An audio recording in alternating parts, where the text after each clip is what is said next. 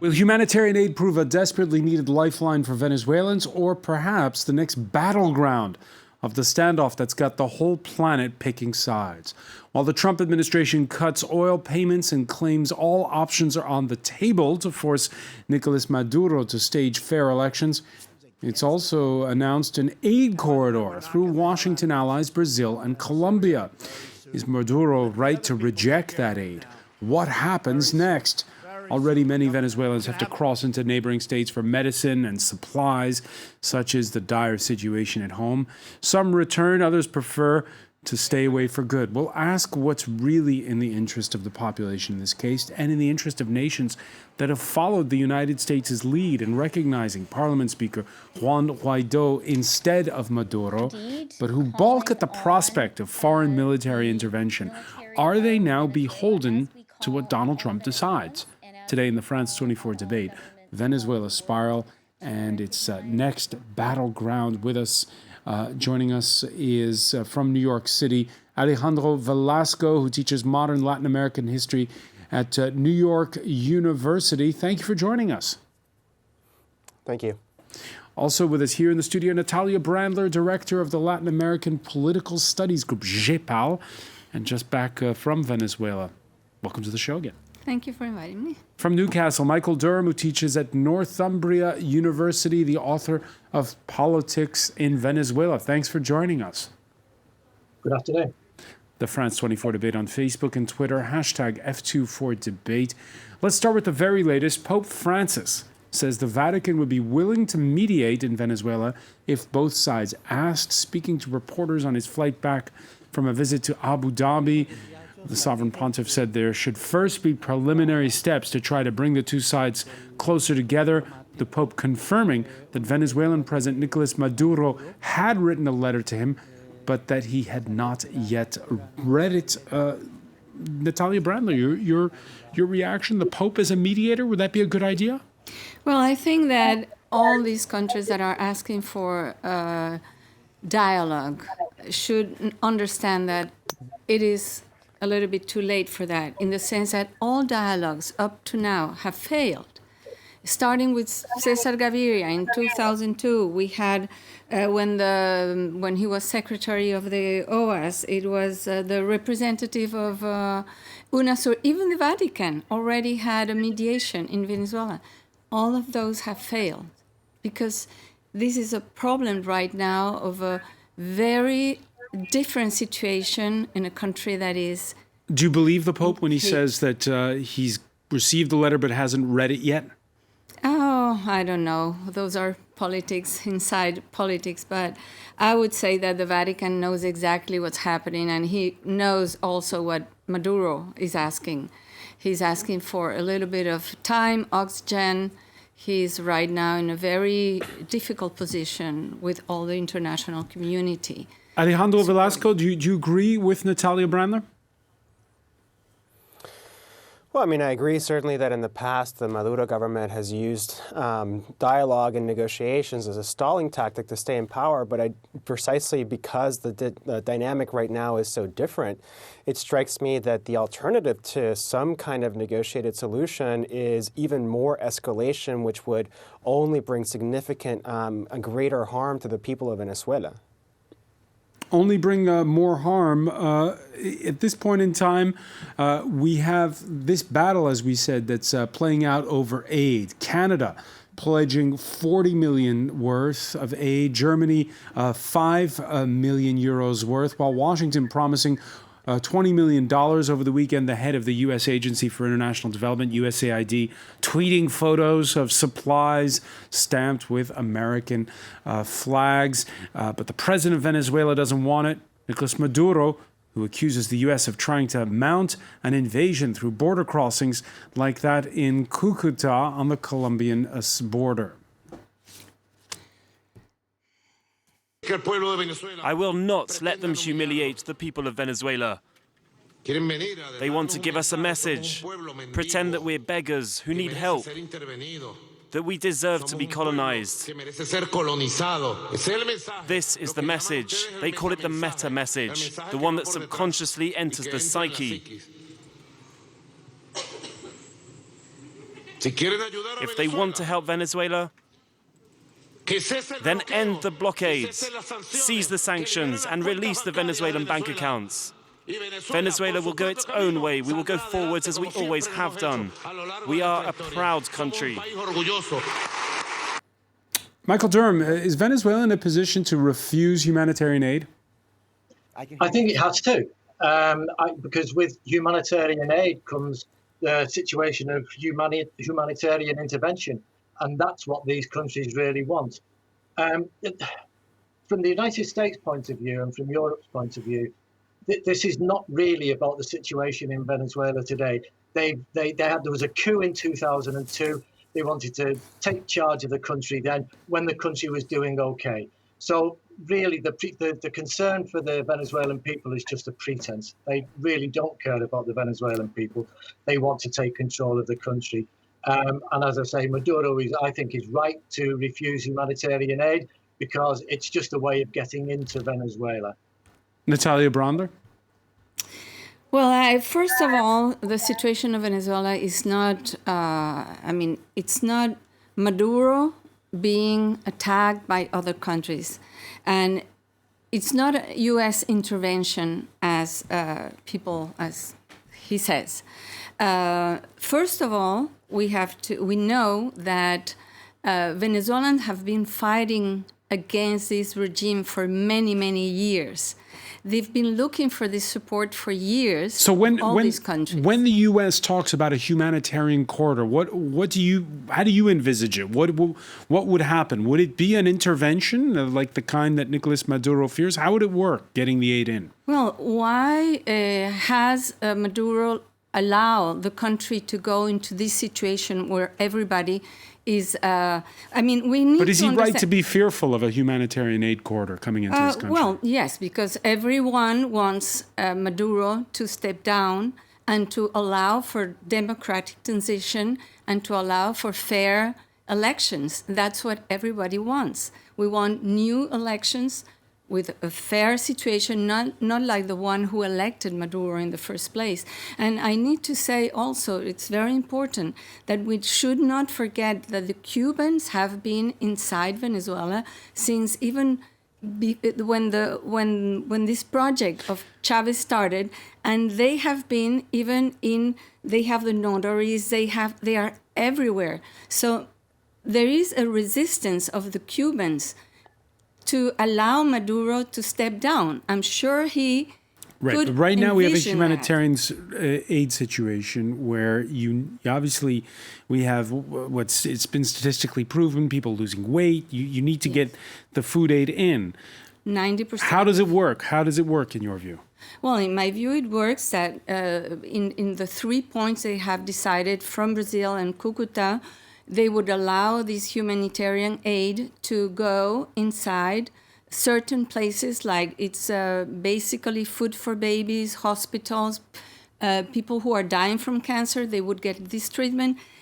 Of course, it would need the help of the army, of Venezuelan army, that they wouldn't stop this aid. So the problem is, what will the military do? Will they allow this humanitarian aid to go into the country, or will they not? In that case, there is a situation of a risk of confrontation. Alejandro Velasco, this offer of humanitarian aid, this talk of corridors, how do you see it playing out? Well, I agree that it's playing out in the context of higher and higher escalation. And to some extent, this is exactly actually what the larger strategy is banking on. To this point, the military in Venezuela, even though they have remained loyal to Maduro, they haven't had a real concrete mixed order situation or conflicting order situation where they would have to either obey Guaido or obey Maduro. And this is exactly the kind of situation if, in fact, there were troops stationed abroad with humanitarian aid that would then allow Guaido to issue an order to the military to step down, to allow that aid to enter, and Maduro to say, again, to the military, no, prevent any troops from entering. And so that's the outcome that's on the table. And of course, it's a high-stakes gamble with the people of Venezuela's lives at stake. If, in fact, what is at issue is humanitarianism and humanitarian aid, then it should be released regardless of who is in power. The idea that you are holding up humanitarian aid until conditions on the ground shift belies the very claim that humanitarianism is what you're concerned about. Daniel, we're joined now from Bogota by Daniel Lansberg-Rodriguez, who teaches at Northwestern University in Chicago at the Kellogg School of Business. Thank you for being with us from the Colombian capital. You just heard there Alejandro Velasco. You agree with him?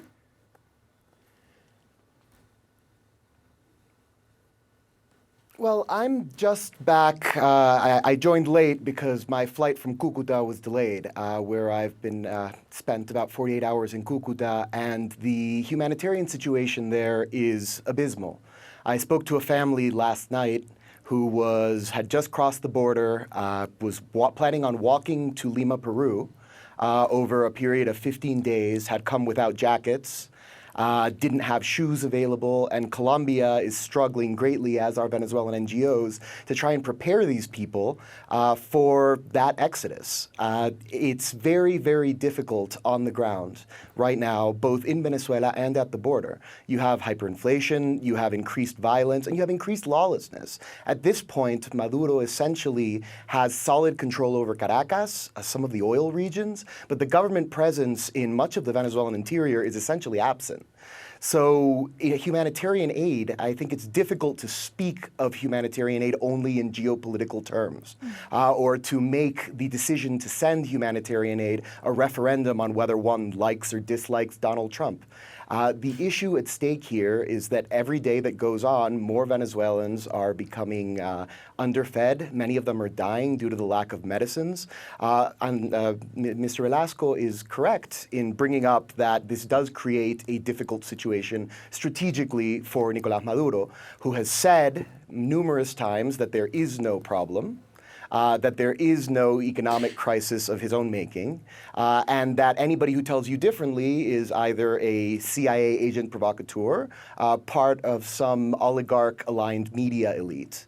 That's not the case. And what is important, I would say, at this stage, is that Maduro very soon is going to have to make a decision as to whether he allows aid to come in or he blocks it at the border, which will create a flashpoint in which the military might disobey. But do you take Alejandro Velasco's, does in fact allow it to come in? Daniel, do you take Alejandro Velasco's point that it's not humanitarian aid that Donald Trump has in mind when he makes that pledge?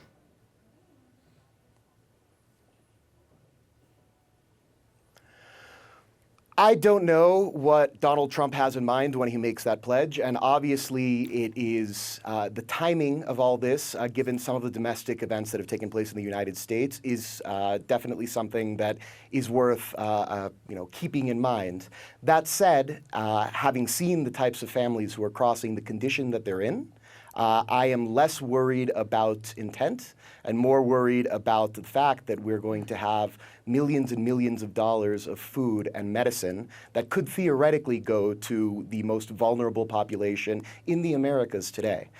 And that's going to be a decision that's going to be largely left to Nicolás Maduro. It's not an enviable decision in a political sense.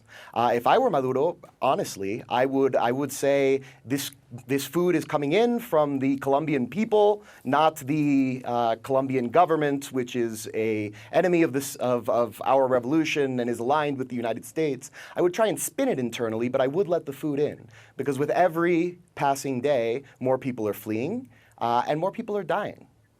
And is there any evidence of a built-up military presence at the border, as some have been suggesting over social media?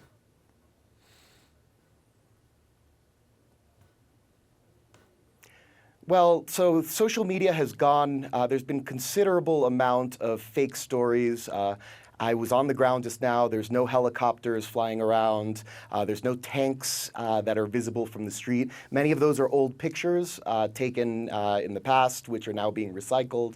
So you have to be a little bit careful with that. That said, since Venezuela has no free press and has not for a long time, these are the types of stories that end up getting recycled over and over again and create maximum uncertainty. Generally, that's helped Maduro. This time it may not, because there are very high expectations or of the possibility that there could be an invasion afoot. I did not see any evidence of that during my time on the ground there. That said, there is let's say, heightening probably of troop allocation in the area on both sides. Unlike in times past, for example, during the War of Words in 2008 between Hugo Chavez Frias and Álvaro Uribe, there you had specific orders given on television to militarize the border.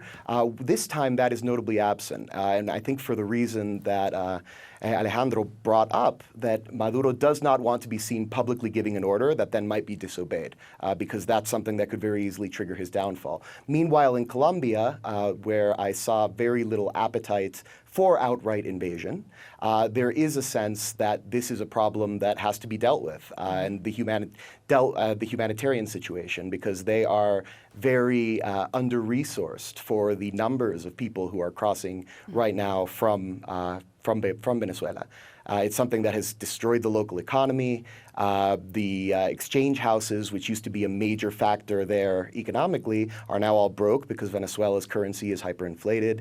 It's a very difficult time for the region, and Colombia, for the debt it owes its own people, as well as the debt it owes Venezuela, which when Colombia was bad, did take a lot of Colombians in. It does seem very committed to helping to be part of an eventual solution. All right, when we come back, we're going to look at how regional players are lining up in all this and how the pressure is mounting in more ways than one. Stay with us. You're watching the France 24 debate.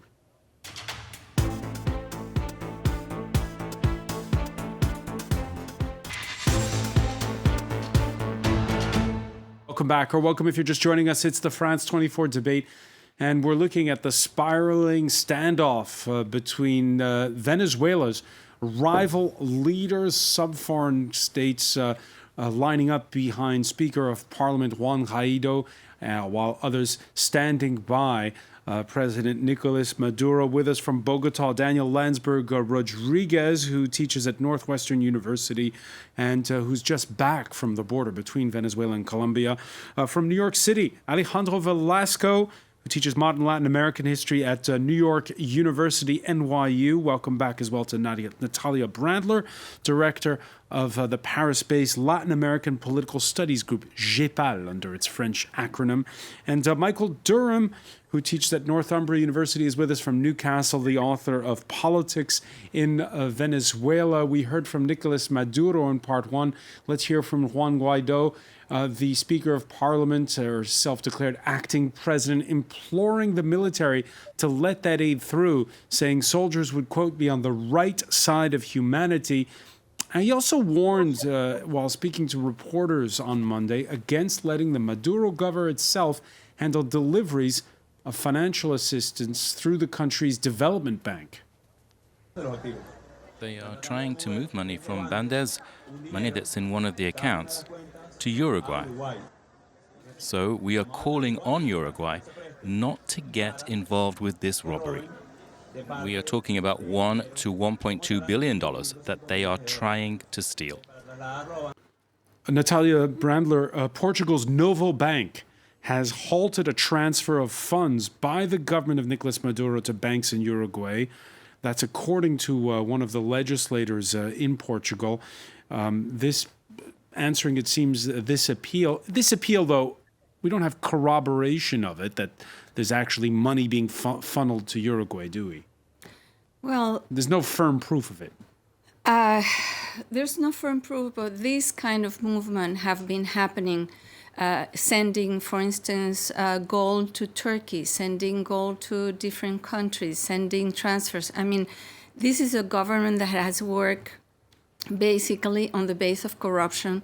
They have stolen the country's goods, I mean, there's a clique of a lot of corruption. But not only that, we have seen a position of Uruguay changing because during the Mercosur, when Mercosur voted a democratic clause against Venezuela, Uruguay supported. But now, one thing we need to know is that any country that would go see Chavez, they would never leave with their pockets empty. So, for instance, Venezuela has a debt with Uruguay of 36 million. They have paid $8 million only. So we know there might be some interest in that sense. Also, they have internal problems of the Frente Amplio in Uruguay. Right. So all that makes that Uruguay hasn't taken the step of recognizing Guaido and might be helping Maduro to do this type of economic transfers. Michael Derham, your thoughts on the fact that now it's really escalating, what with the leader of the opposition urging that the cutting off of funds and countries, according to this one legislator in Portugal, responding. I mean, there have been so many points brought up over the last 15 minutes. It would take an age to answer them all. I think on this specific point about funds, this is just pure robbery. The Bank of England is holding gold owned by Venezuela and is refusing to release it. One of the problems is that the United States has said that banks and companies dealing with Venezuela will incur sanctions from the United States. It could even be that the CEOs or senior management would be taken to court in the United States if they ever visited there. And so Maduro is right when he says that we don't really need humanitarian aid. What we need is our money being freed up, and the governments and individual companies are allowed to deal with Venezuela. That's what Venezuela needs. That's what Maduro needs. I think Guaido talking to the military, first of all, he shouldn't be doing that because the military chain of command should be sacrosanct. Secondly, he's talking about the military as if it's one conglomerate. It isn't. You have the Air Force. Recently, we've had the ex-chief of the Air Force coming out in favor of Guaido. We've had the ex-military attaché in Washington coming out in favor of Guaido. What a surprise. But you have then the army. These are very different people from the Air Force. The Air Force, because of the skills needed to be pilots, are generally more educated. They come from a higher class. They are more represented by Guaido, shall we say. The military recruits, the army, the foot soldiers, are not. They come from ordinary homes, and they've seen. We've already heard mention of Cuba being involved in Venezuela. One of the things that Cuba has done in Venezuela is send doctors, including the 2,500 who were thrown out by Brazil a couple of weeks ago. They've now gone to Venezuela to treat the poorest people who the Venezuelan doctors did not treat before, and the Venezuelan health system did not cater for. So, there is so much going on, but the thing that Maduro needs, that Venezuela needs, is to be freed to act as a president. Daniel Lansberg-Rodriguez?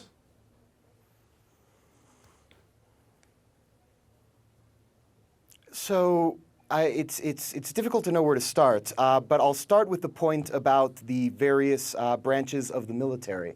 It is true that there is a different type of attitude towards the government in various branches. But what differentiates the Air Force, I would say, really, much more so than more education, because military education is free in Venezuela, is less of a class distinction and more the fact that Venezuela, unusually for a country with as vibrant a narco-trafficking government as Venezuela has, moves most of its narco-trafficking and most of the drugs that leave Venezuela do not leave by sea, they leave by air. The Air Force is actually one of, I would say, the two branches of the military, one being the Bolivarian, the other being the Bolivarian National Guard, that Maduro cannot afford to lose.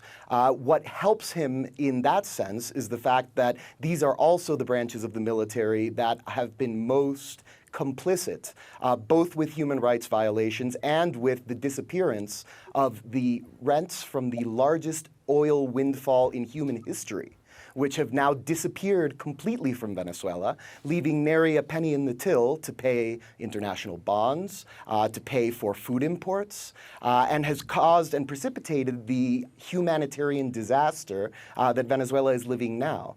When it comes to the army, which is the most numerous branch of the government, or the most numerous branch of the military and the armed forces, the army is very scattered. It's very disorganized. There was a mention of a chain of command. There hasn't really been a coherent chain of command in Venezuela for years. There are more generals at present in Venezuela than in all of NATO combined. There's over 2,000 generals in Venezuela. Everybody is a general. That means that having generals defect, such as the two that defected from the Air Force, one being the ex-commander of the Air Force, another being an acting general in the Air Force, most of them are actually administrative roles. They control no troops. Which is something that's really important to keep in mind. Also, despite having that many generals, many times it can be the captains, the majors, the lieutenant colonels who are giving orders. Because if a captain who's close to a senior member of the regime, Diosdado Cabello or an Arriaza, for example, or Maduro himself, enters a room to talk to a general, it is the captain that's giving the orders. Because the merger between military and civilian, and to a certain extent organized crime, has been very, very strong. And that creates a situation that is highly dangerous for Maduro. Because if a coup were to come, it probably wouldn't come from the generals. It would come from the captains, the lieutenants, the people who have less to lose if a new government were to take over and investigate the human rights violations and the disappearance of all the money over the last 20 years. So where you can see the government's attitude towards the military is in the frequency in which they move people around, the frequency in which they purge people. Right now, Maduro is on his very best behavior for fear of new sanctions. We recently had a protest, one of the largest on record, on Saturday, which unusually had no arrests, it had no violence, it had no repression. He is wearing velvet gloves when it comes to the population, but that has not been the same case for the military. Alejandro Velasco, let me bring in Alejandro Velasco on this. Military secret police. We've had There's a bit of a delay there with the connection with Bogota. I'm going to just interrupt you there, Daniel, to bring in Alejandro Velasco. Yeah, what do you make of the fact that last Saturday's mass demonstrations in Venezuela went off so peacefully? Well, I mean, to some extent, it was highly likely that that would be the case, in part because of what Daniel is saying, that it would be against Maduro's interests to precipitate any kind of outcome or to provoke any kind of situation that would give the international partners of Juan Guaido the reason, right, to then say, well, this is now why we have to, even more aggressively than we have already, intervene in Venezuela. And so partly I think that explains why you've seen such little lack of repression in these protests, although it should be said that there is repression going on, and it's not necessarily of the military, it's of popular sectors, barrios, who have been over the last 2 or 3 weeks really significantly taking to the streets to protest not necessarily questions that the opposition has long been raising. And that's one of the major failures of the opposition over the last 20 years. They just failed to connect with popular sectors. They've been protesting things like hyperinflation, like the lack of services, like the lack of food and medicine. And they're demanding some answers and some responses on the part of the government. And to the extent that the government doesn't respond for some of the reasons that we've been talking about, these sectors are rising up and they're being repressed. But cameras don't often go into barrios, and so it's those are the kinds of forms of repression that we don't really see. Now, this Tuesday, it's Donald Trump's State of the Union address in the United States. We've already gotten a flavor of what the U.S. president was likely to say about Venezuela. Nicolás Maduro, you have big problems. This is not like the other times. And you've made a terrible enemy in Donald Trump. Cuba's influence has driven Venezuela's failure. And the time has come to liberate Venezuela from Cuba.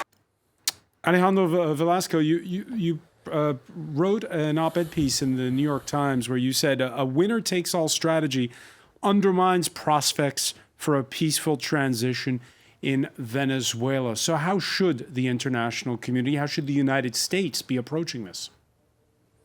Let me just make this very clear, and I hope that I would get a response from Daniel. There's no way to mistake, in any sort of way, whether one tries to glean intentions or not, what the United States is doing in Venezuela as the democracy promotion or the promotion of human rights. If that were the case, you would see more talk about what's going on in Honduras, what's going on in Guatemala, which the United States has blatantly supported in similar conditions. So this isn't about democracy and human rights. This is about a larger regional play to reassert control over a hemisphere that it had lost control over the last 20 years of left-wing rule in Latin America. How should the international community respond? By seeing this for what it is, and to exactly as both Daniel and your other guest, I regret I forget her name, have been saying, to prioritize the humanitarian situation than to seek partners, like, for instance, perhaps the United Nations, to facilitate that humanitarian intervention, perhaps using some of the words that Daniel brought up, right? But to hold hostage humanitarian aid for a regime change strategy is the last thing you can call that is humanitarianism. Daniel Lansberg-Rodriguez?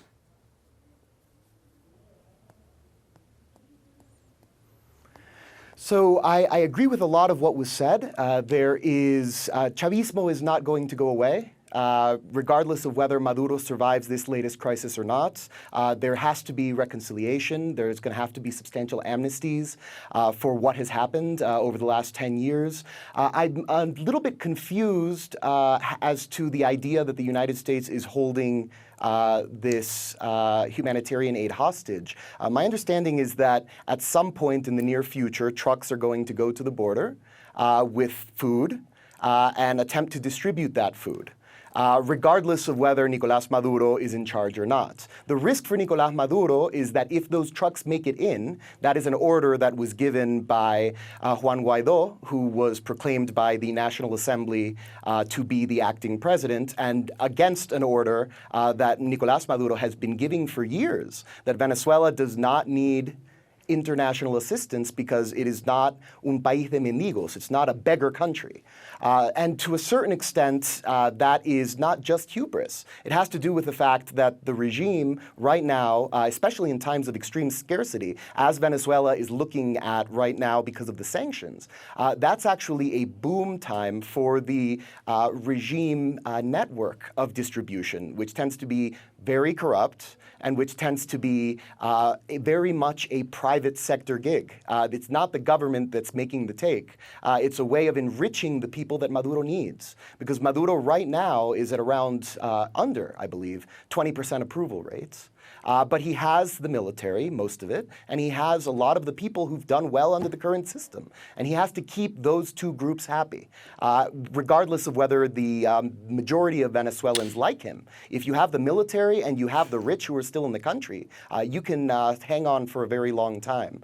Insofar as the geopolitical rationale behind the United States' intervention now, intervention's too strong a word, but interest now in Venezuela, it's something that's been building up, and I do think that there has been domestic factors that have accelerated that interest. That said, with the government of Honduras, which was an example that Alejandro brought up, you have a channel of communications. The United States and the international community, which are affected by mass immigration from Honduras and by refugee crises from Honduras, have someone on the other side who will pick up the phone. And they may not do a very good job with it, but there is a possibility of an intergovernmental cooperation and coordination. That is not the state. That's not the situation in Venezuela, where the extent to which Maduro has attempted to shift blame from 17, 18 years of criminal mismanagement of the economy is now, as has long been the case, being used as it's an economic war. And Maduro, when there is a biography of him or a made-for-TV movie someday, I think a good title. Oh dear, we seem to have lost the connection there with Bogota. Natalia Brandler, we're running short on time, so I want to bring up the reaction of the so-called Lima group. 11 of 14 countries in the region. On Monday, they all conferred in the Canadian capital, Ottawa. They came up with this statement where they reiterate their support for a peaceful transition through political and diplomatic means without the use of force. Now, that's different from Washington saying all options are on the table. What do you think of that Lima group, that Canadian position, if you will? Well, nobody wants a war, nobody wants violence. And what they are saying is that we need a transition, and with that transition, we need election. After the transition, we need elections. The problem is, how do we get into that democratic transition if Maduro is not willing to step out? And he's not willing to step out because he wants to hold on to power because there's so many interests at stake. But the truth is he was not legitimately elected, and there is the time now with all these countries asking for a transition, and I think they're sending a clear message. The problem is, will Maduro accept? And that is a problem. I just want to say one thing. We all are very worried about United States intervention, and nobody talks about, and I say, and I reiterate this theme about how much interference in Venezuela and meddling into internal politics Cuba has done for the last 18 years. So, yes, we need support from other countries for a democratic transition in the country. Michael Derham, here on Monday, you had the likes of France and Spain stating that because Nicolas Maduro failed to announce early presidential elections, they too were turning towards Juan Guaido. Your thoughts on Europe's position? Who are they to lecture Venezuela? Europe is in a state of absolute chaos at the moment, especially with my own government. They've got no reason to involve themselves in Venezuela. They're purely following the US lead. I mentioned before the Bank of England is withholding gold bars from Venezuela. The Foreign Office Minister of the UK is Alan Duncan, somebody who's got long-standing and very deep interests in the international oil industry. It's just an absolute embarrassment. Just keep out of Venezuela, for God's sake. There's the likes of Italy wavering. Others further east are more outspoken, by the way, when it comes to Europe's turning against Nicolas Maduro. We now know what the EU is. What kind of a democracy do they want? On one hand, they say democracy, democracy, democracy, and ballot box, ballot box, ballot box. And on the other, they want to overthrow an elected government through violence and ruse. Alejandro Velasco, in 30 seconds, because we're out of time. Your thoughts on when you hear the president of Turkey speaking on the way the planet is lining up for one side or the other? Well, I mean, obviously, Turkey has significant interests. I think Natalia mentioned that, gold has been shipped to Turkey in exchange for goods and services. So that is not surprising. I think in terms of the larger question of alignments geopolitically, just one has to be very skeptical and always try to prioritize what is actually happening on the ground. Let's not treat Venezuela and Venezuelans as a means to an end, right, to a larger end. What we need to make sure to always hold central in these conversations is what would be best for the Venezuelan people right now. That's what we need to focus on. And that'll be the final word. Alejandro Velasco, many thanks for joining us from New York City. I want to thank as well Michael Derham in Newcastle, Daniel Lansberg-Rodriguez in Bogota, Natalia Brandler. Stay with us. Media Watch is next.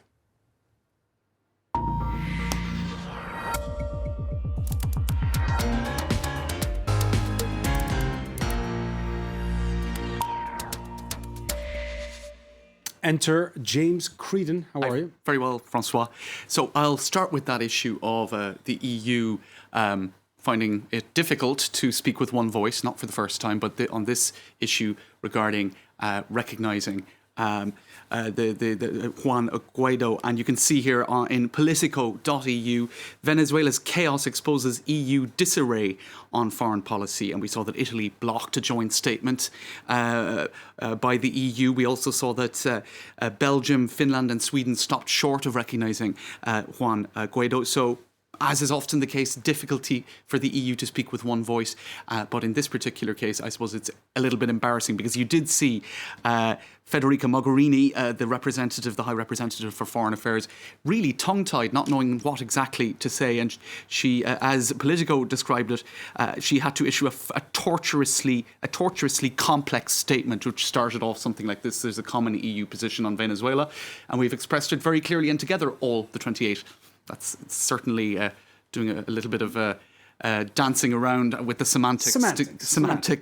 And of course, it did allow, as you just pointed out earlier, Russia and indeed Turkey to be critical for not just for the lack of cohesion, I suppose, but also just for the position that the EU is trying to take in common to recognise Juan Guaido. So we saw Russia speaking about foreign meddling, and we saw Recep Tayyip Erdogan accusing the EU of seeking an ouster and criticising all of that. Now, Carl Bildt, who is former Foreign Minister of Sweden. That's right, and the co-chair of the European Council of Foreign Relations, he really seemed to be frustrated by this latest example of EU disunity. I have been a sceptic, but after the disarray of the last few days on a series of issues, I think we must seriously consider abandoning the unanimity rule when deciding EU foreign policy on certain issues. Does that mean, it sounds there like he feels that the EU should still be able to go forward and take a position? Instead, yeah. Indeed. So it is extremely divisive, and you can see a lot of different positions being expressed on social media from various different political parties in various different EU countries. This is a Labour MP in the UK. Here are the facts on Venezuela. Guaido was never elected to be anything.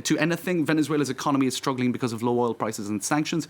A UN rapporteur has said sanctions could be tantamount to crimes against humanity. Meanwhile, figures such as Dr. Jill Stein of the Green Party in the US, former presidential candidate, she was chiming in on this lack of unity in Europe. Italy has vetoed the EU approval of Venezuela coup, saying it won't recognise self-proclaimed President Juan Guaido. This is the same mistake that was made, she said, in Libya. And everyone today recognises this. We must prevent the same thing from happening in Venezuela. In other words, intervene. So that's certainly one of the debates that is taking up a certain amount of space on social media regarding Venezuela from the European perspective. There was also a certain amount of a coverage in France of the difficulty reporting on the humanitarian crisis. Just to pick just different aspects that are getting coverage. These two journalists were arrested and put in jail for 3 days. Now, they didn't have a journalist visa. They came on a tourist visa, which was obviously going to get them in some difficulty. But very bad conditions, just a glass of water for a couple of days, just short of torturous conditions, according to their account. But actually, if you want to get a real sense of torture and bad conditions, I just take the time to flag an excellent France 24 report by our reporters Claire Paquelin and Romeo Langlois, which shows the extent of the humanitarian crisis and indeed the conditions that people are living in prison. Horrific stuff, and it really gives an insight into the suffering in Venezuela right now, which is just beyond imagination. Yeah, that report really bring it back to ordinary citizens. Many thanks, James Creedon. I want to thank our panel once again. Thank you for joining us here in the France 24 debate.